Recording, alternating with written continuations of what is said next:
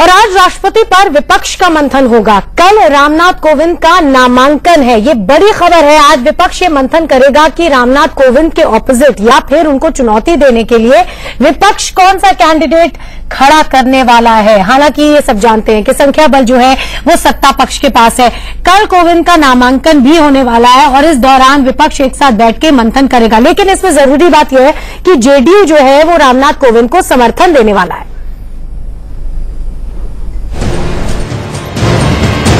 पहले शिवसेना और अब जेडीयू के समर्थन के बाद राष्ट्रपति चुनाव में रामनाथ कोविंद की जीत की राह और आसान हो गई है।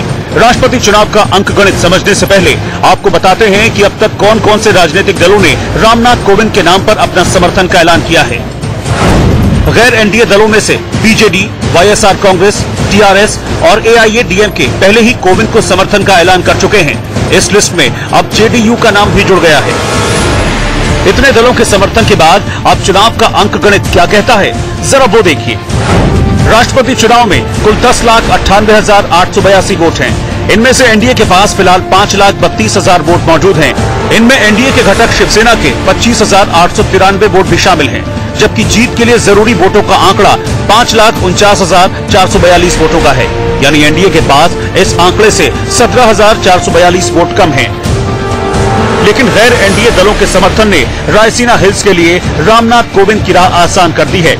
बीजेडी के पास कुल 37,257 वोट हैं, जबकि वाईएसआर कांग्रेस के पास 17,666 वोट, टीआरएस के पास 22,048 वोट, एआईएडीएमके के पास 59,229 वोट और जेडीयू के पास 20,935 वोट हैं। इन सभी दलों के वोटों को मिला दें तो गैर एनडीए दलों का कुल 1,57,135 वोट एनडीए उम्मीदवार के पक्ष में आ गया है। इससे अब एनडीए के पास कुल वोटों का अंकगणित 6,79,135 वोटों तक पहुंच गया है। यानी जीत के आंकड़े से 1,39,693 वोट ज्यादा।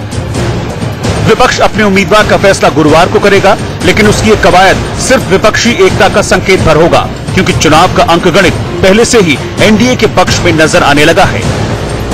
Bureau report, India news.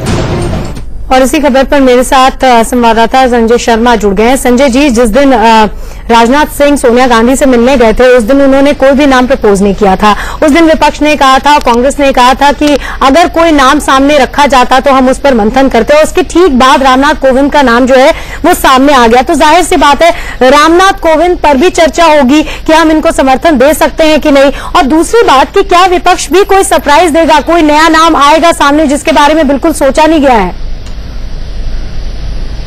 देखिए, आज का दिन बड़ा महत्वपूर्ण है। आज रामनाथ कोविंद के सामने उम्मीदवार उतारने का फैसला करेगा विपक्ष।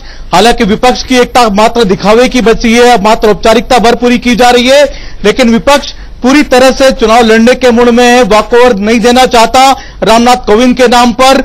विपक्ष को डर है कि देश के 50 से 60 करोड़ दलित वोटों की राजनीति में वो पीछे हो जाएगा।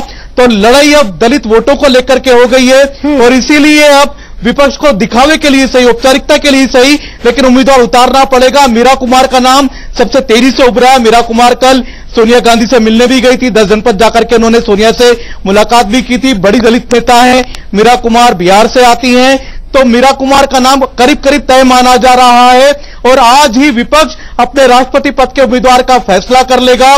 दो बड़ी पार्टियां मैं आपको बताना चाहूंगा, उत्तर भारत की दो बड़ी पार्टियां, जनता दल यू ने कल ही फैसला किया था कि वो एनडीए के उम्मीदवार का समर्थन करेंगे।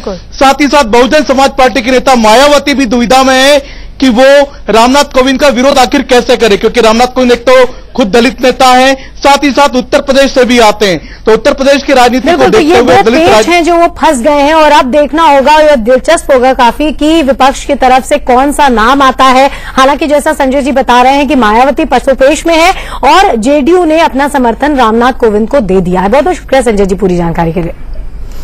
और यहां रुक रहे हैं छोटे से ब्रेक के लिए, फौरन लौटते हैं।